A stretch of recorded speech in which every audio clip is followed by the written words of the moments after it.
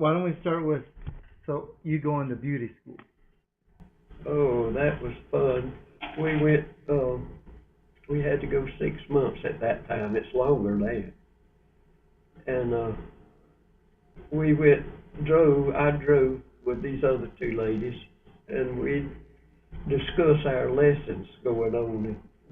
By the time we'd get there, we'd know our lesson when it come up. And we'd have lessons first, and then we'd have plenty of customers to work on because they could get it cheaper there than they could anywhere else. And we worked like that for 6 months. And Miss Bessie, that was our instructor, she told me, she said, "You are born beautician." And there's some of the others that didn't get it that quick. But I could do hair long before I ever went over there. I cut Roscoe's and ever like Judy's, and you probably taught them a thing or two. yeah. And that was about all there was to that. What made you decide to go become a beautician? Well, Larry and Judy was both in school in Cairo at that time. I wouldn't have started at Reno because they was too little. But they was big enough sort of to look at themselves. And I just mentioned it to Roscoe one time that I'd love to go. And he said, "Well, you ain't got nothing to keep you from it. Go ahead." And I was all I needed. That was just not very long after we'd moved to Cairo. We'd been living in Reno till then. And so he built you the beauty shop. Oh, well, that was funny. He built one up there on First Avenue. Oh. And I had the two girls that went with me to take the course. They worked with me. And then a long time later, Roscoe decided, I decided that I wanted to better check on Larry and Judy. So I told Roscoe about it, and he said, "Well, I'll take my garage and make it into a beauty shop." And he done that and built a carport on the back of the house out there. Oh, I didn't know it used to be a garage. Yeah, and I had a nice beauty shop out there, and all my customers followed me out there. I had a good business out there, and that lasted until Roscoe decided he's going down to Lakeland and build Judy a house. So I just left it like that, and my customers went somewhere else. And we stayed down there till he built that house. We come back to Cairo, and Leslie Barrett, that lived right back on us, come over there and wanted to buy the place. And that's all Roscoe needed. He sold it to me. And we bought this land out here. And we had a trailer down at Lakeland. We lived into, we built that house. And he moved it back up here, and he might have messed it up getting in. This wasn't nothing but woods.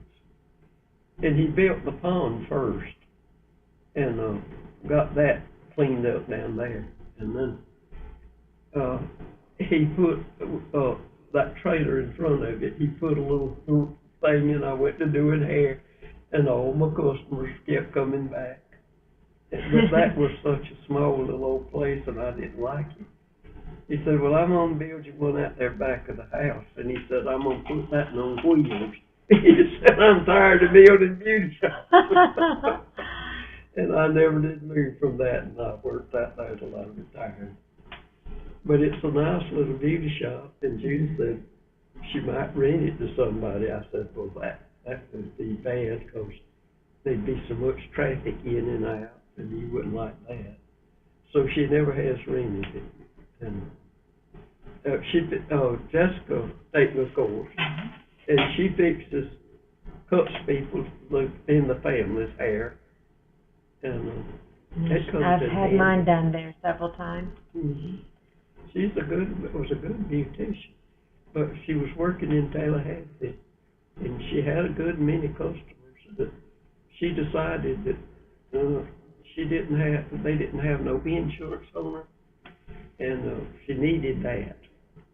So she went to, I can't think of the name of the company she went to, and they hired her, and she stayed there till not long ago, and she put her application in to work with Dr. Spooner, and they didn't let her know that day, and Dr. Spooner checked to see who her kinfolks were, and seeing I was her grandma, next day they called her.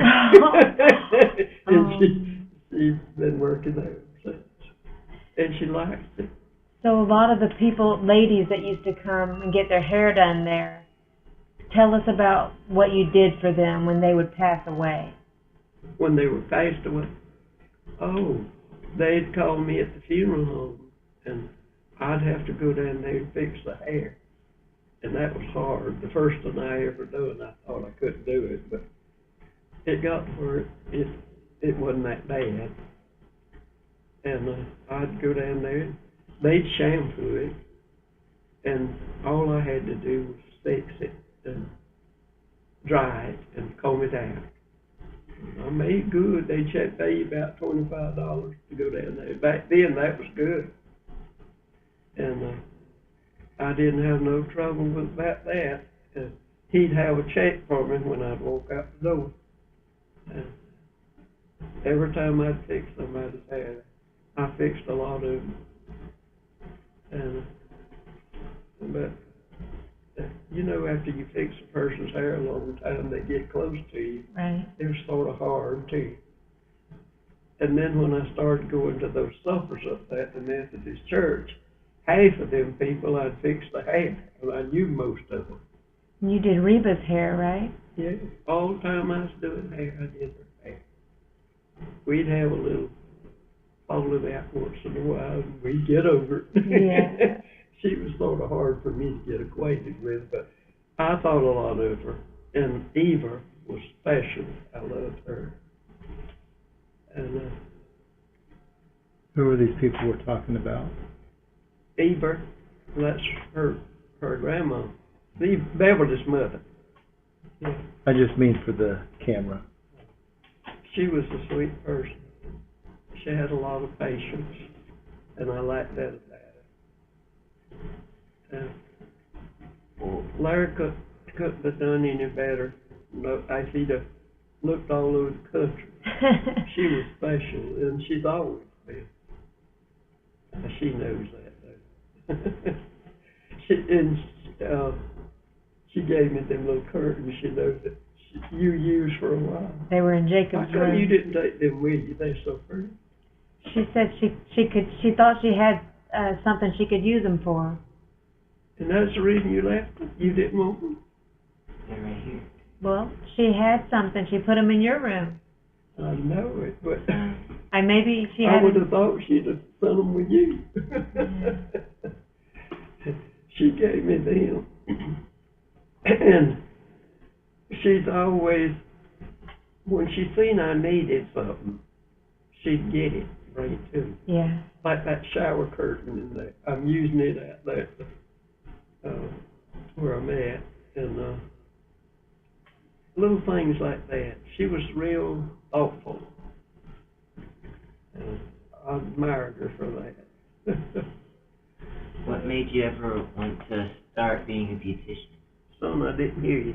What made you want to start being a beautician? I don't know. All my life I've loved to fix hair. When we lived down at Reno, there's several that I fixed down there. Cut the hair, fixed it. That was just in my blood, I reckon. But I didn't get started till I was in my 30s. And maybe it was having all those sisters. Did you do their hair? who? Did you do your sister's hair? Yeah. But most of them, Lois especially, loved to fix her own. She'd come out here and I'd cut it once in a while, give her a permanent. But in the rest of the time, she'd fix it herself. I fixed Estella's and Pauline's, and had more trouble with them than anybody else.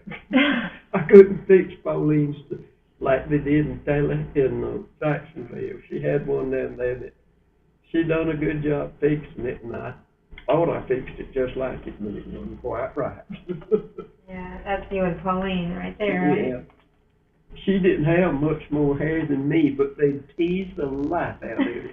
And it looked like it was fuller. But I never did like mine teased like that. It was so thin. You know, AIM cuts our hair. She's what? AIM cuts our I don't know hair. if She you has can since we got married. Theater. She does. She does what? She cuts my hair and Oh, AIM, really? the boys' hair. Well, The she kids' does hair. a great job. She cuts yours too, Joe? Yep. Well, Yes, ma'am. oh, and she cuts hers, I think. Don't she? I think she goes to get it done. I Yeah. thought she cuts. Well, when she comes home, I think that Jessica's done it a few times. She has. Mhm. That's right. Should we? I'm gonna take one more break. Let's start another.